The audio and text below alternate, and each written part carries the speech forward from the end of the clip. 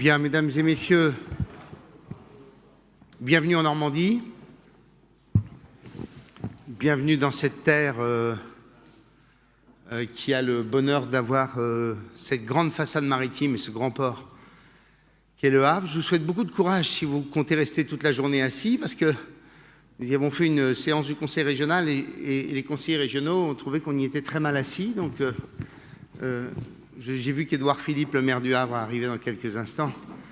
J'imagine que vous aurez l'occasion de lui dire à quel point vous êtes heureux d'être ici, dans cette ville qui est le symbole qu'en politique, on peut aussi. Que c'est d'abord une question de volonté. La ville du Havre était une ville sinistrée il y a 40 ans. C'est devenu une ville qui s'est totalement renouvelée, qui est devenue le symbole de ces villes qui ont été totalement transformées par la volonté d'un élu qui s'appelle toujours Antoine Ruffnac, et dont le successeur est sur la même lignée. Et donc c'est toujours très, pour nous, important de rappeler que pour nous, politiques, dans cette période si compliquée, on vous explique matin, midi et soir qu'on est bon à jeter aux chiens, que la politique est encore capable de faire des choses et qu'on en a besoin. Alors, c'est pas pour ça que vous m'avez demandé d'intervenir, mais c'est au moins vous dire deux mots peut-être sur, probablement ou certainement sur les énergies marines renouvelables, qui a été un dossier sur lequel la Normandie a beaucoup investi et sur lequel nous commençons à voir le fruit de cet investissement. Je vous rappelle que ce dossier des énergies marines renouvelables, ce sont deux quinquennats successifs avec une volonté politique continue. J'étais au gouvernement quand ce dossier a été lancé. Il a été accentué et accéléré par François Hollande, donc deux quinquennats pour une même volonté. La même volonté qui était celle à la fois, bien sûr, d'être sur ce mix énergétique et deuxièmement, d'en faire un secteur industriel stratégique pour la France. Reconnaissons que, en même temps, cette volonté politique affirmée de bâtir des champions industriels nationaux s'est trouvée contrariée par des recompositions capitalistiques des acteurs qui fait que de champions nationaux, on est devenu sur des champions allemands et des champions américains. En tant que tel, ce n'est pas fondamentalement gênant quand on est européen et quand on sait à quel point GE a toujours été un acteur industriel de premier plan en France et en Europe. Mais reconnaissons que entre la volonté politique qu'on avait dans les années 60 de bâtir de grands champions industriels qui, in fine, aboutissaient, et la même volonté dans les années 2000, les recompositions industrielles n'ont pas abouti exactement au même résultat. Cependant, nous avons pour nous, Normands, demain une très belle inauguration qui est celle de Cherbourg, où avec Bernard Cazeneuve, nous allons poser la première pierre de la première usine de pales à Cherbourg, grâce à la pugnacité qui a été la nôtre, le nous étant un nous collectif et un nous industriel. Il faut reconnaître que nous avons eu beaucoup de contrariétés sur ce sujet, puisque de recours en recours, nous étions arrivés à l'ultime situation où si nous ne commencions pas le chantier industriel à Cherbourg à la fin du mois dernier, nous nous retrouvions dans une impasse administrative, puisque les autorisations administratives allaient tomber. Et donc nous avons tout fait avec LM Wind pour réussir cette confluence qui a été celle d'un industriel souhaitant s'engager, avec des clients prêts à s'engager dès lors qu'ils avaient un certain nombre de garanties, et nous avons apporté des garanties importantes, puisque au-delà des subventions, au-delà du port qui avait été financé quelques années auparavant par mes prédécesseurs, nous avons aussi pris une partie du risque industriel. En clair, si l'usine ne produit pas, c'est la région qui viendra en recours, et l'État ayant fait le dernier geste à travers l'ADEME pour couvrir une partie du risque industriel de GE. Donc il a fallu y mettre beaucoup d'énergie publique pour produire demain de l'énergie au large des côtes normandes. Derrière ce projet, il y a aussi un deuxième. Nous allons inaugurer ou poser la première pierre dans quelques semaines sur l'usine d'hydrolienne d'Open Hydro. Il faut savoir qu'on en est à la fin des appels d'offres. Et donc, nous aurons la première usine qui bâtira, je l'espère là aussi, une filière grâce à ce courant extraordinaire qui est celui du rat blanchard.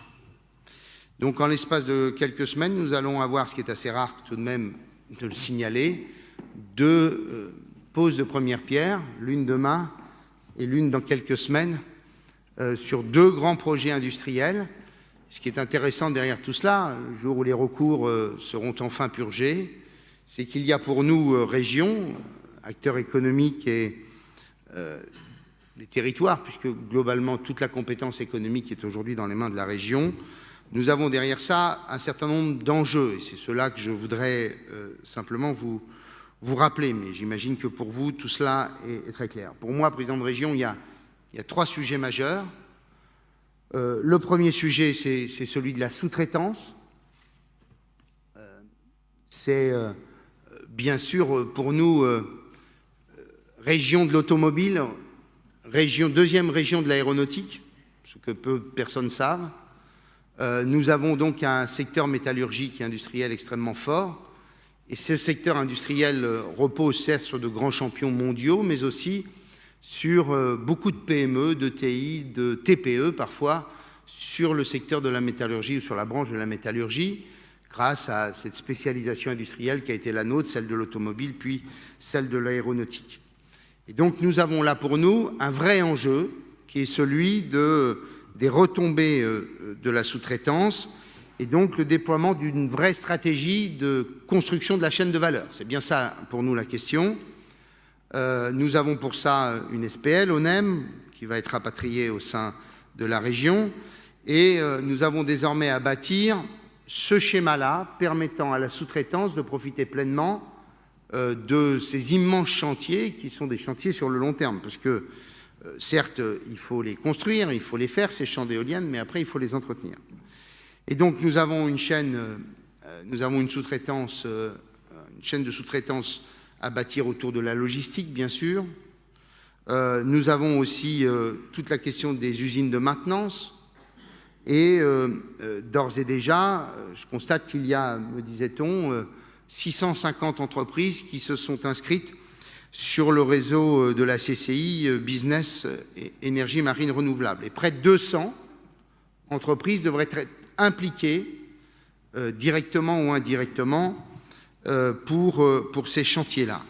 J'ajoute qu'au-delà des retombées directes de ces chantiers et de ces champs, il y a pour nous aussi un second sujet, c'est que cela doit nous permettre de conforter ces entreprises pour leur permettre d'en faire un tremplin à l'international.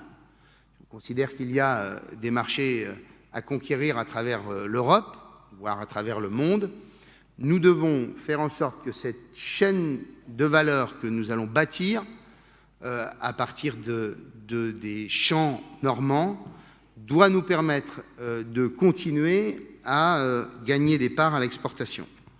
Le deuxième sujet qui est un sujet central, c'est le sujet de la formation,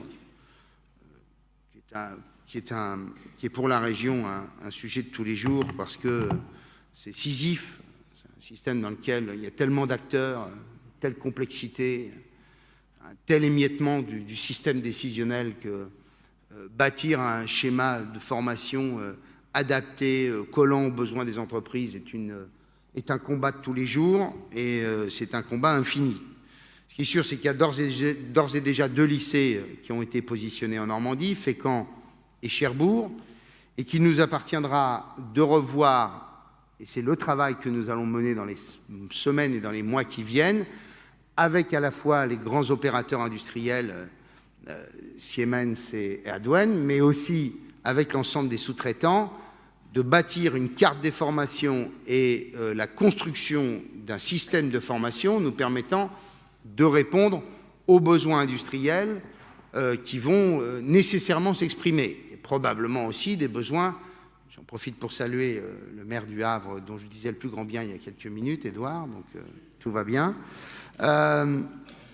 Et donc, nous allons là avoir un immense chantier à mener, et ce chantier, nous ne pourrons le mener qu'avec les industriels. C'est-à-dire, en clair, il faut que nous mettions la totalité de la chaîne de valeur et de la chaîne industrielle autour de la table, et que nous leur disions de quoi on a besoin. Puis deuxièmement, il va falloir ensuite que nous puissions bâtir les formations au plus près des besoins des entreprises, compte tenu de la faible mobilité des Normands et plus globalement des Français. Mais nous aurons là un second chantier qui est une révision et une adaptation de la carte des formations sur les prochaines années. Et puis le troisième sujet, c'est la recherche. Sur la recherche, où la région investit tout de même, je parle au titre des énergies marines renouvelables, 5 millions d'euros par an. 30 laboratoires sont concernés par cela, notamment à travers le réseau Greenmare, qui est un réseau porté essentiellement par l'Université de Caen. Comme vous le savez, nous avons, ou si vous ne le savez pas, nous avons des laboratoires qui sont au niveau de l'excellence mondiale sur un certain nombre de sujets, notamment à l'Université de Rouen, à l'Université de Caen sur les matériaux. Et donc nous avons 5 projets qui ont été retenus en 2015 et 2016 par l'Agence nationale de recherche, et nous espérons cette année avoir 7 projets de recherche, 3 portés par des acteurs normands, 4 dans lesquels les structures normandes sont, afin de faire en sorte que là aussi nous soyons en permanence au sommet sur ce sujet-là. Donc en clair, il y a à la fois enfin l'aboutissement de dossiers dont on finissait par se poser des questions, et puis surtout désormais pour nous 3 chantiers majeurs: la sous-traitance, la recherche et la formation. Et puis nous allons avoir, je le dis devant Édouard, désormais, et ça sera mon mot de conclusion, un sujet. Cherbourg, c'est terminé, désormais c'est Le Havre. Moi, j'étais extrêmement attentif à ce qu'il y ait un vrai partage industriel entre Le Havre et Cherbourg, le risque étant que, in fine, compte tenu des recompositions capitalistiques, des schémas, des reconfigurations, des perspectives de marché qui n'étaient pas exactement celles qu'on pouvait penser, etc., le risque était d'avoir une concentration de l'outil industriel sur un seul site, ce qui était pour moi un schéma inenvisageable. D'une part parce qu'il y avait eu des investissements très importants d'effectuer à Cherbourg avec l'extension du port, avec beaucoup d'argent public, 100 millions d'euros, dont 50 de la région, et deuxièmement parce qu'il y avait, à mon sens, un besoin d'équilibre de partage industriel. Et donc désormais, j'espère qu'avec Siemens, dans quelques semaines, nous serons en mesure de pouvoir annoncer, là aussi, un certain nombre de projets industriels qui ne seront plus à l'ouest de la Normandie, mais à l'estuaire et sur cette épine dorsale du développement normand. La Normandie doit conforter cet axe industriel absolument stratégique qu'est l'axe Seine, et les énergies marines renouvelables doivent y participer. Donc voilà le combat que nous aurons désormais à mener dans les prochaines semaines.